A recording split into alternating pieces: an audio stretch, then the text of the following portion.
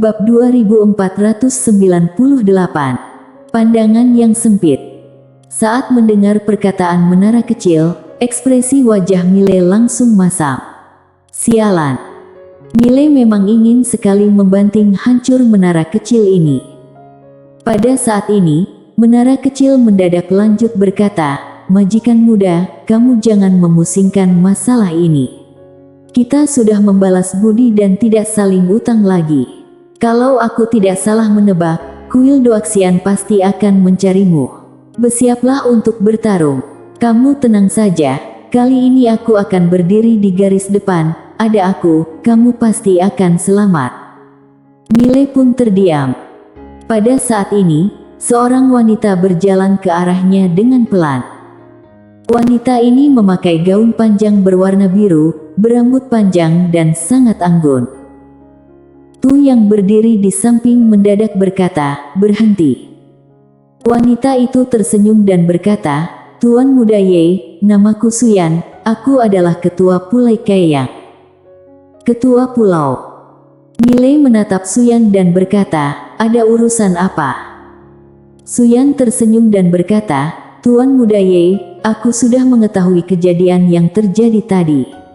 Aku hanya datang mengingatkanmu. Kamu memiliki token Ling Xuantian asalkan tidak meninggalkan dunia Xianbao, maka kami bertanggung jawab melindungimu."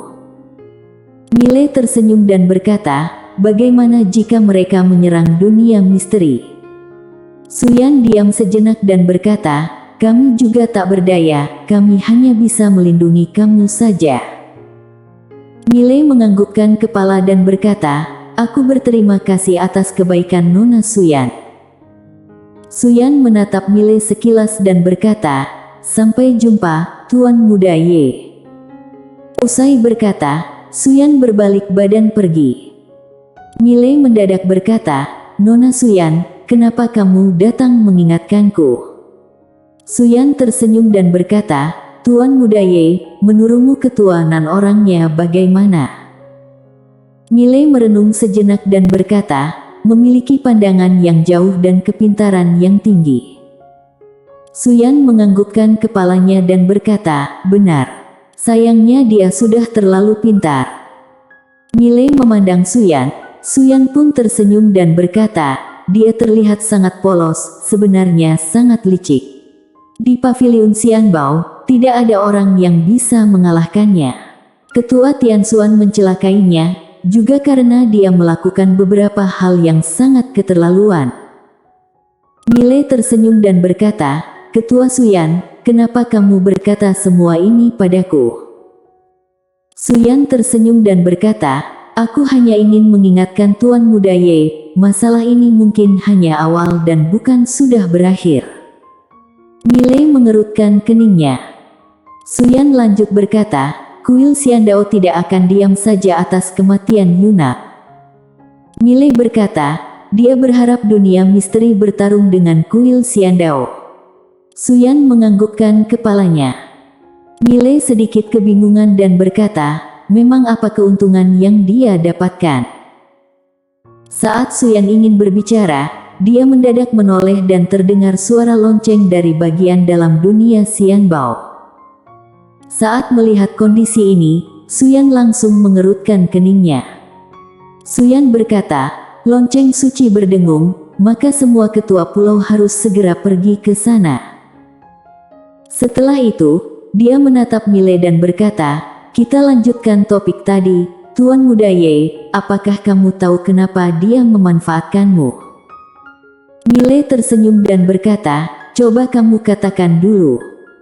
Suyan tersenyum dan berkata, "Dia sangat pintar, tapi melakukan satu kesalahan yang sangat besar.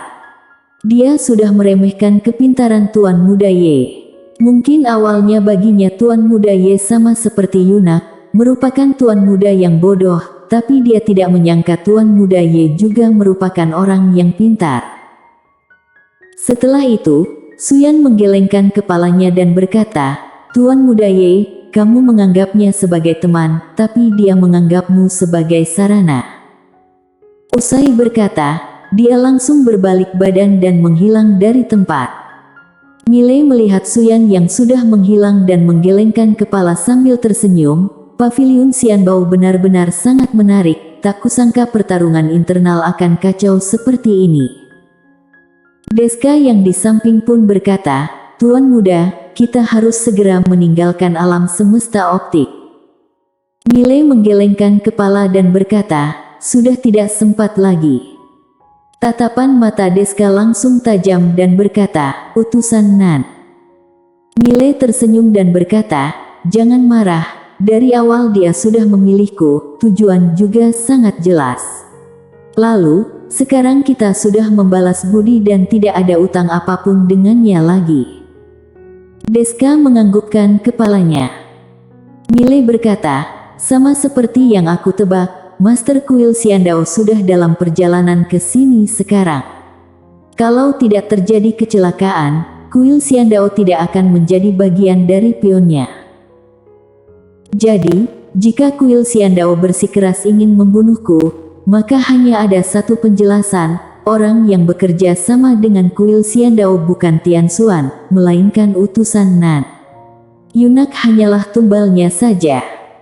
Deska berkata, "Apakah Kuil Xiandao akan bertarung mati-matian dengan kita?" Milei menganggukkan kepala dan berkata, "Mungkin bisa." Deska mengerutkan kening dan berkata, "Kenapa?" Milei berkata, "Kalau aku tidak salah menebak, dia pasti sudah memberitahu kepada orang Kuil Xiandao bahwa pedang biru gaib dan menara kecil berada di tanganku." Deska mengerutkan kening dan berkata, "Aku masih sedikit kebingungan. Utusan Nan pernah melihat kekuatan menakutkan ibu ratu dan adikmu." Muke mendadak berkata, "Kuil Xiandao masih belum pernah merasakan.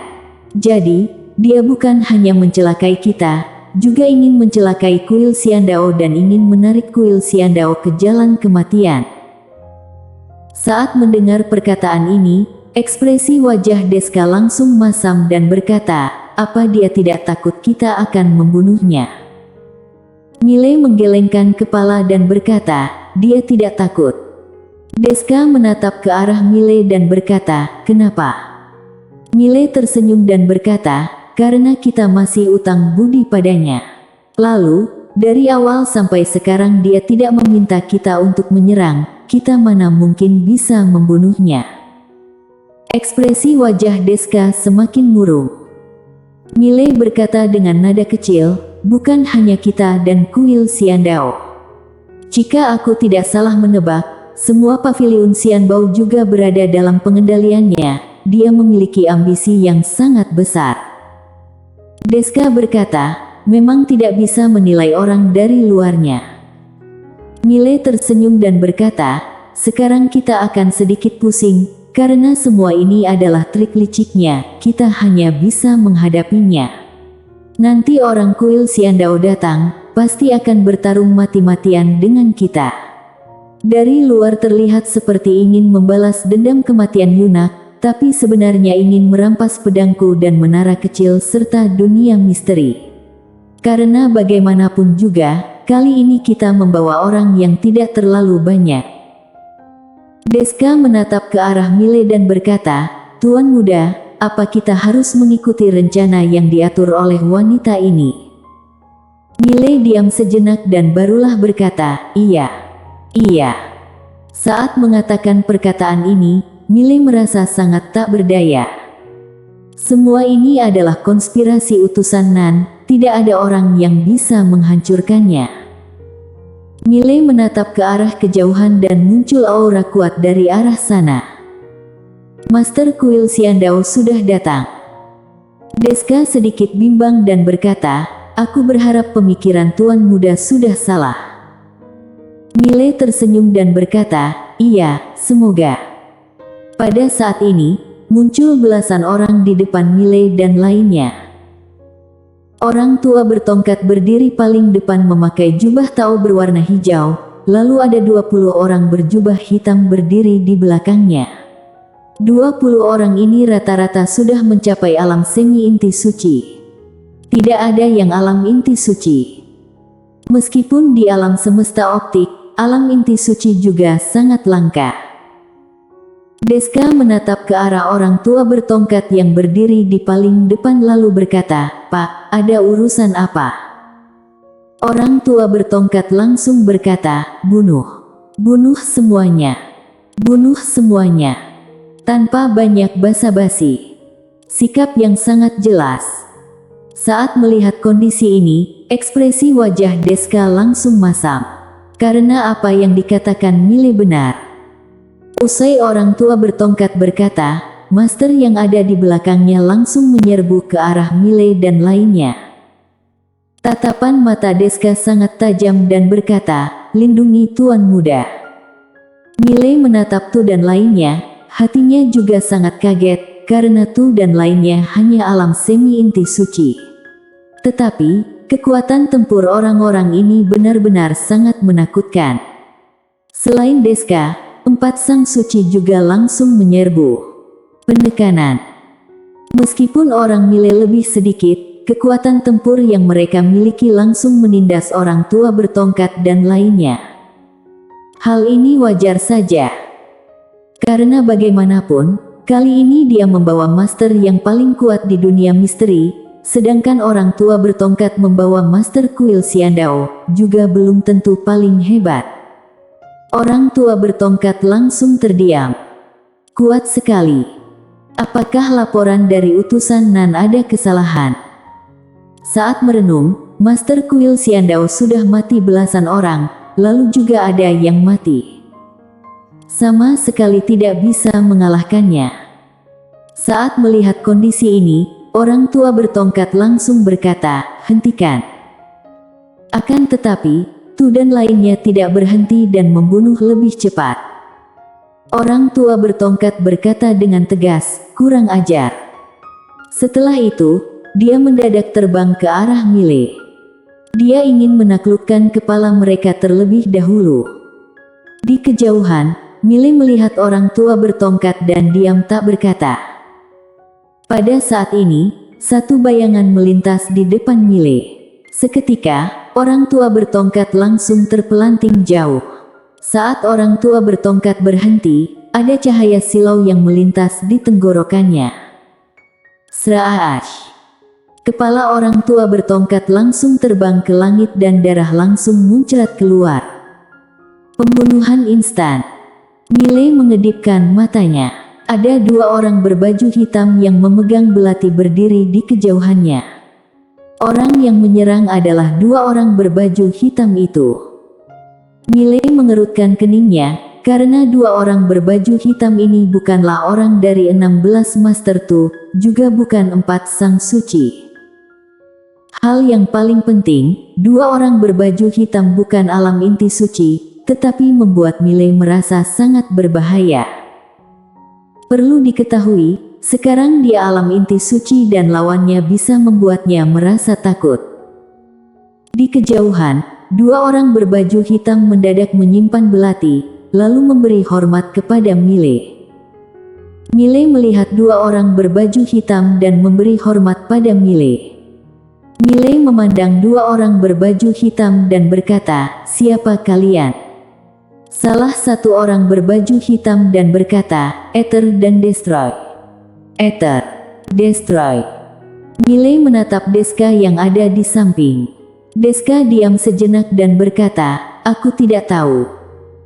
Mile melihat Tu yang ada di kejauhan. Tu juga menggelengkan kepala dan berkata, "Aku tidak kenal." Semuanya tidak kenal. Mile menatap ke arah 2 orang berbaju hitam. Pada saat ini, salah satu orang berbaju hitam memberi salam dan berkata, "Kami berdua hanya bertanggung jawab pada Ibu Ratu, orang luar tidak mengetahui identitas kami." Mile berkata, "Jadi, kalian terus mengikutiku?" Orang berbaju hitam menganggukkan kepala dan berkata, "Ibu Ratu sudah mengatakan, kami harus selalu mengikuti Tuan Muda, melindungi keselamatan Tuan Muda." Mile hanya diam saja. Mile tidak menyangka 2 orang ini sudah mengikutinya begitu lama. Mile mendadak berkata, "Menara kecil, apakah kamu juga tidak merasakannya?" Menara kecil tertawa dan berkata, "Majikan muda, pandanganmu terlalu sempit. Dengan kekuatanku sekarang, aku tidak peduli dengan trik kecil ini. Aku tidak suka yang aneh-aneh ini. Satu kata dalam hidupku, kalau tidak senang ayo bertarung. Mile hanya diam saja. Bersambung.